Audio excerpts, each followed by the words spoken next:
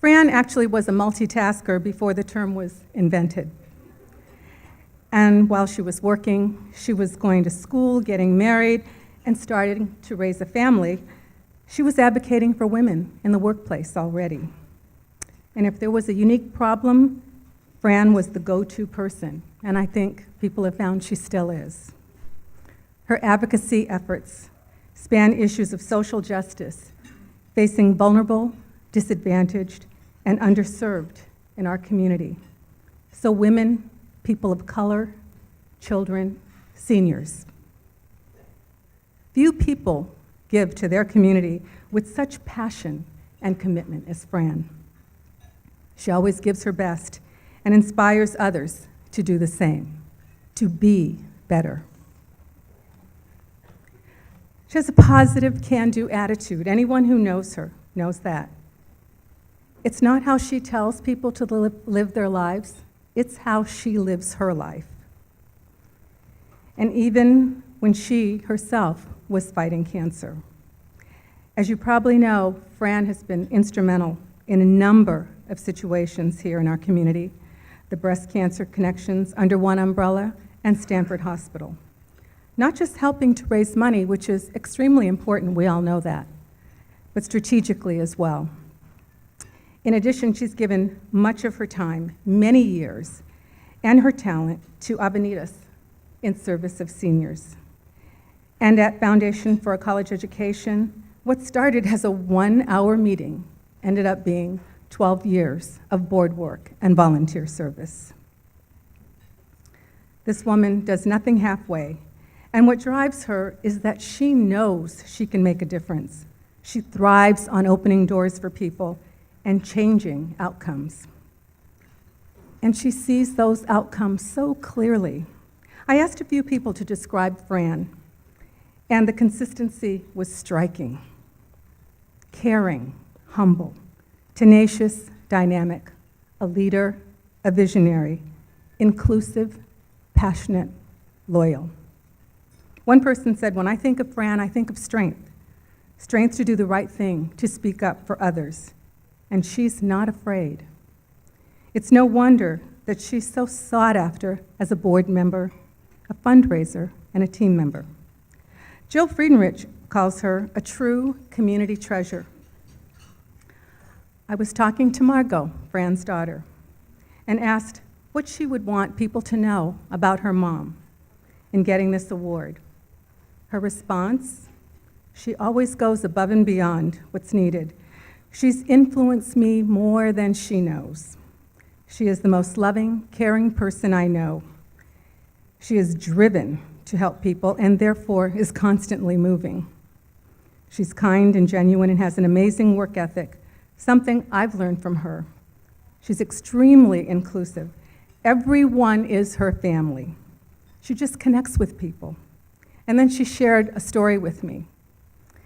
I'm going to get probably some of the details not totally right, but here's the gist of the story. So Fran and her family are great travelers, and they were on a family trip. They went to Bhutan, and they had a guide that took them around. And this guide didn't speak English very well, so as you can imagine, the conversation was a little bit of a challenge. So somewhere along the line, Fran got this idea that she would teach this man a song. Now, I think most of you would probably remember this little song called Goody Goody. It's an older song, so I don't know. But anyway, a few years later, friends of Fran's also visited Bhutan, and they asked for the same guide, and guess what? He was still singing that song. That's so symbolic of how Fran impacts people's lives. She meets people where they are. Time Life magazine recently did an issue on 100 women who changed the world. These women saw something, perhaps an injustice, and felt something needed to be done, and so they did something. And they kept at it until ultimately they had impact. A situation changed for the better because they chose to do something. The only difference between those women and Fran is that they're someplace else in the world, and we're fortunate enough to have Fran in our community. And so the last thing that Margot said to me about her mom is, I'm in awe of her. You hear that, Fran? I'm in awe of her. And so am I. Ladies and gentlemen, please join me in welcoming Fran Codispoti.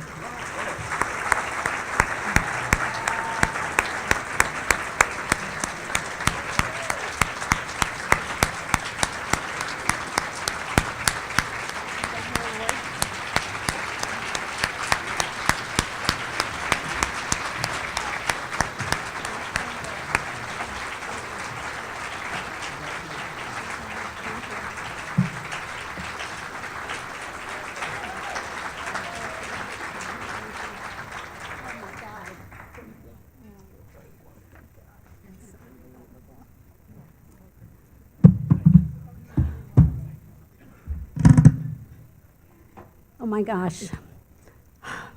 My father would say, oh, Mamma Mia, she say that about you? Thank you, Caritha. I have tears. Okay, let's see if I can start this. Good evening, everyone. Thank you for coming.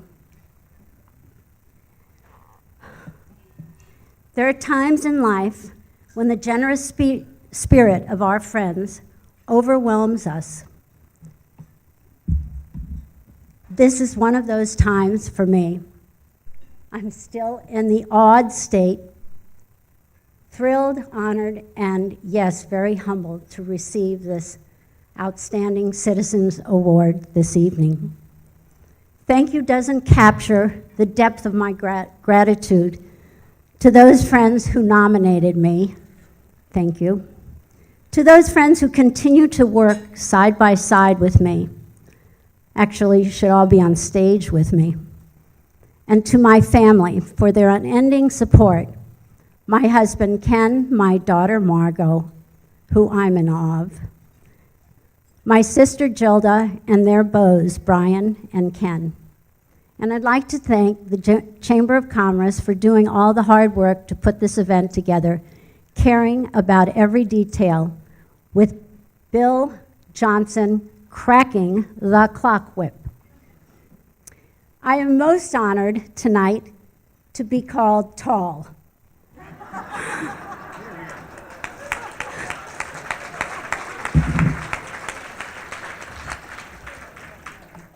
You're probably familiar with the quote, necessity is the mother of invention. It is the necessity that drives much of what I do, the need to come up with solutions to unique problems, working with people to solve them within our community. And fundraising is key to solving many problems in order to have a successful project. The organizing of a project, managing it, mentoring others in the role, but most of all, the group effort on behalf of a common cause.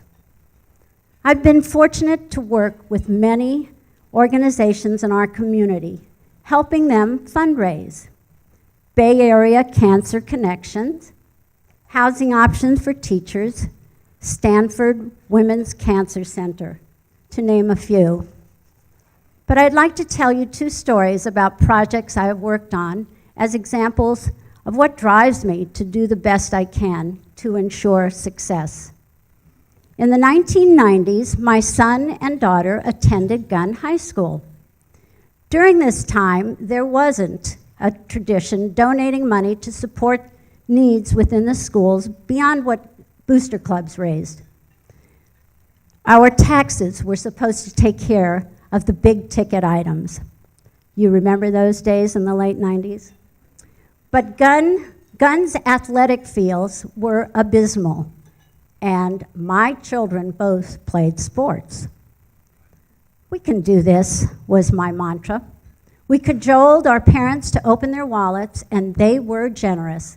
We raised $200,000. But how do we get the last $100,000 in order to start construction? Well, one Saturday morning, I received a call from a parent. She would donate, wait for it, $100,000. Oh, we were off and building because of the incredible generosity of the parents. I loved working with these people, leading the charge forward and making this wonderful addition happen for our students in our community. And by the way, the master plan that we developed was finally completed because of a bond issue. 10 years ago, a friend called and asked, I can't do this very well, asked me to help Foundation for College Education, a nonprofit in Palo Alto, to raise funds to help the students of color from low-income backgrounds attend college. How could I resist helping students have the same advantages that my children had? I didn't start FCE, but I was inspired by the chance to help those who had invented the organization after seeing the need to keep it moving forward. And by the way, FCE this year celebrated 20 years of helping students in our high schools in our community go to college.